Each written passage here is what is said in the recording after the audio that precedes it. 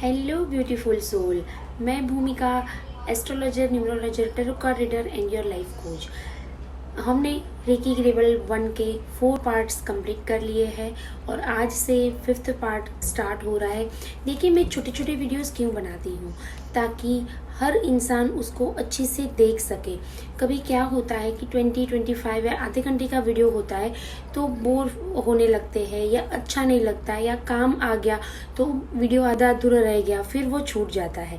इसलिए मैं हमेशा छोटे वीडियोस ही बनाती हूँ ताकि आप अच्छे से एक सिटिंग में ही वो वीडियो देख के नॉलेज ले सके। हम किसी नॉलेज या हम कोई कोर्स करते हैं तो हमें उसका बेस जानना बहुत ज़रूरी है कि बेसिकली वो चीज़ कहाँ से आई, कैसे आई, किसने ढूंढी। तो ये सारी चीज़ें जब हमारे सामने आती है तो हमें कहीं ना कहीं एक सोल सेटिस्फेक्शन होता है कि नहीं, हमने जो चीज़ सीखी है वो बिल्कुल परफेक्ट है, जो हमें जानकारी मिली है वो भी बिल्कुल अच्छी और सही है। चलिए हम बात करते हैं रेकी के इतिहास की। डॉक्टर मिकाओ उसुई ने यह तरीका बनाया था। जापान में मिकाओ उसुई का जन्म 1865 में हुआ था और उनकी मृत्यु 1926 में हुई थी। उन्होंने ये तरीका 1910 के आसपास बनाया था। शुरू में उन्होंने कोई नाम नहीं रखा था।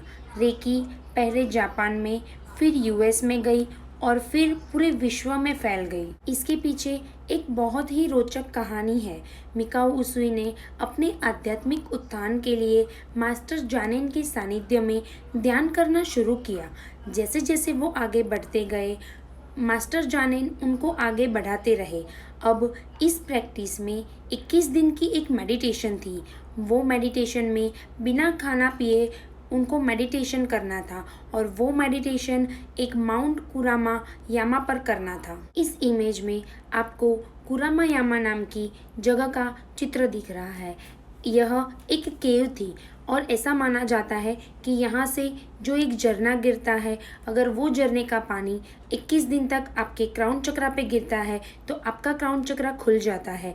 तो डॉक्टर जानेन के सानिध्य में जब डॉक्टर मिकाओ उसुई ने ये मेडिटेशन करना स्टार्ट किया तो 21 दिन की मेडिटेशन के बाद वो जब घर लौट रहे थे तो उनको पता ही नहीं था कि उनमें ऐसी कोई ऊर्जा है।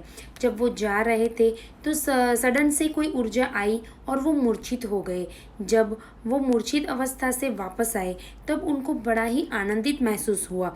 उनको लगा ही नहीं कि 21 दिन के वो भूखे हैं और उन्होंने पानी भी नहीं पिया है। उस आनंद की वजह से वो दौड़ने लगे, जैसे छोटे बच्चे दौड़ते हैं ना, उस तरह से दौड़ते दौड़ते उनके पैर में चोट लग गई, उनके अंगूठे में चोट लग गई और उनको वहाँ पे दर्द हुआ। फिर उन्होंने चोट पे हाथ लगाया तो उन्हें महसूस हुआ कि कुछ तरंगे हथेली से निकल रही है और चोट का दर्द कम कर रही है। फिर उन्होंने इसके ऊपर एक्सपेरिमेंट शुरू किए, अपने ऊपर, अपने आसपास के लोगों के ऊपर। फिर उन्होंने हीलिंग का एक प्रॉपर तरीका बनाया। फिर उन्होंने बहुत लोगों को हील भी किया और वो ठीक हो जाते थे। बाद में डॉक्टर मिकाओ उसुई ने एक क्लिनिक खोला, साइंटिफिक रिसर्च सोसाइटी भी खोली, जिसे जापान में गक्काई बोलते हैं, और बाद में लोगों को भी हील किया। 1923 में जापान में एक भूकंप आया तो उन्होंने जगह जगह जाके लोगों की मदद की। बाद में जापान की गवर्नमेंट ने उनको रिकॉग्नाइज और अप्रिशिएट किया, तब उनको एक बूस्ट मिला।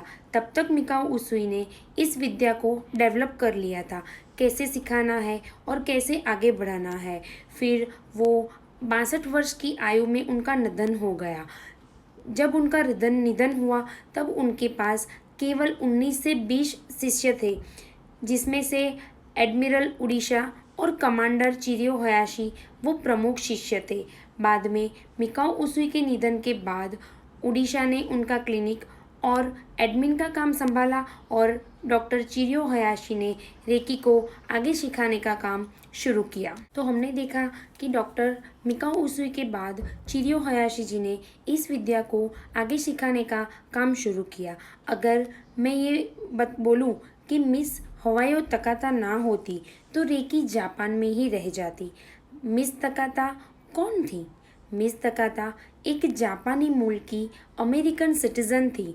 उनको कुछ मेडिकल इनक्योरेबल इश्यूज थे जिनके इलाज के लिए वो जापान आई, जहाँ पर वो चिरियो हयाशी जी से मिली और अपना इलाज करते करते वो हीलिंग भी सीखी और वो एक मास्टर बन गई।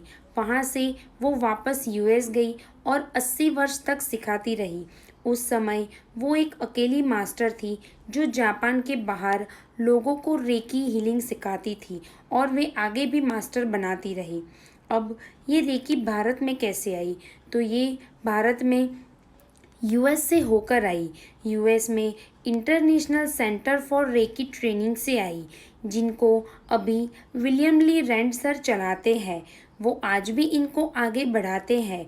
जैसे डॉक्टर विलियम ली रैंड सर ने क्रिस्टल हीलिंग, साइकिक सर्जरी, करुणा रेकी ये सब को कंट्रीब्यूट दिया है और रेकी को आगे बढ़ाया है। रेकी हिस्ट्री को खोज करके बहुत ऑर्गेनाइज तरीके से लोगों को बताया है। बाद में 1990 में रेकी भारत में आई और आगे बढ़ी। अब मैं बात करूँगी रेकी में कितने लेवल है। तो रेकी में 3 लेवल है। सबसे पहले आप खुद की हीलिंग करेंगे, दूसरे लेवल में आप दूसरों को भी हील करेंगे और तीसरे लेवल में आपको ये रेकी को लोगों को कैसे सिखाना है, यानी मास्टर लेवल का आपको सिखाया जाता है। तो रेकी में बेसिकली 3 लेवल है। होप आप सबको ये वीडियो में समझ में आया होगा रेकी का इतिहास क्या है, इसके पीछे क्या रोचक कहानी है और ये कैसे हमारे भारत में आई। तो अगर आपको ये मेरा वीडियो अच्छा लगा है तो आप मेरे यूट्यूब चैनल को लाइक, शेयर एंड सब्सक्राइब ज़रूर करें। और हमारी नेक्स्ट वीडियो है आभा मंडल। आभा मंडल यानी ऑरा। ऑरा यानी ऑरा कहाँ से आई, बेसिकली ऑरा का क्या मतलब है, मैं डीप में वीडियो बनाने वाली हूँ। तो होप आप सब लोग मेरे वीडियो को लाइक, शेयर एंड सब्सक्राइब ज़रूर करें। Thank you.